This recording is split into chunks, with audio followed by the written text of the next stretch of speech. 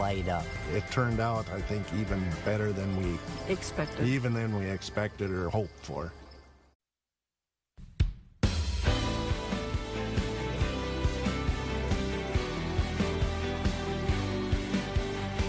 Welcome back. We are joined by Linda and Kathy with the Deep Valley Quilters Quilt Guild. And obviously you guys have a deep passion for quilting. So let's talk about how you guys got started with this.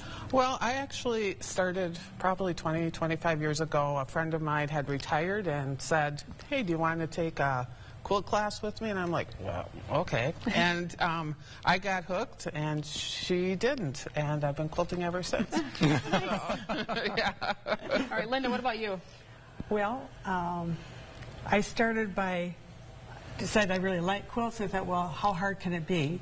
You cut the fabric apart and sew it back together. And that's what I knew about quilting too. So I've learned a lot over the years. Yeah, and talk about what we're looking at behind you. There's so much detail in this that the camera can't even capture, but it really is amazing, down to the very detail. So how do you guys make something like this?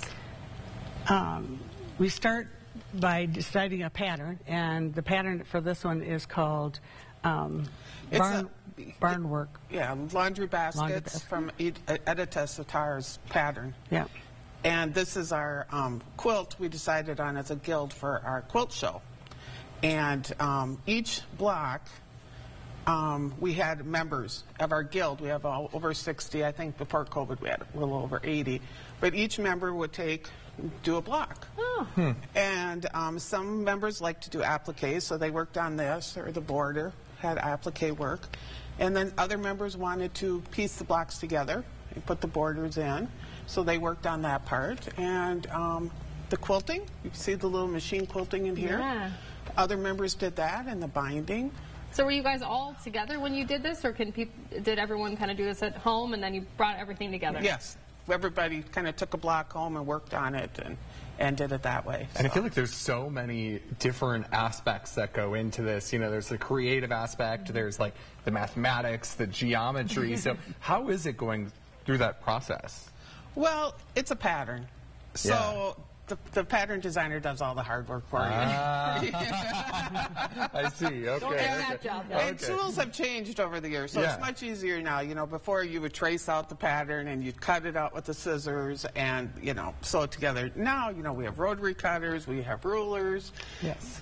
Goes together tools to pretty make quick. Life a little easier. Yeah. And you guys have a big event coming up. Talk about that.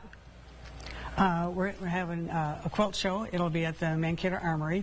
And it's on September 29th and 30th. That's a Friday, Saturday. And this quilt we're raffling it off. And so it's, the tickets for that is like $2 for a raffle ticket. And it's been appraised at $1,800. Oh, wow. So, okay.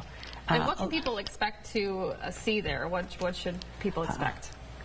All the members, most of the members have put one of their quilts in that they want to show, and so we have the whole armory is set up with rods like this, and we have probably about 150 quilts that we'll be showing. Oh, awesome!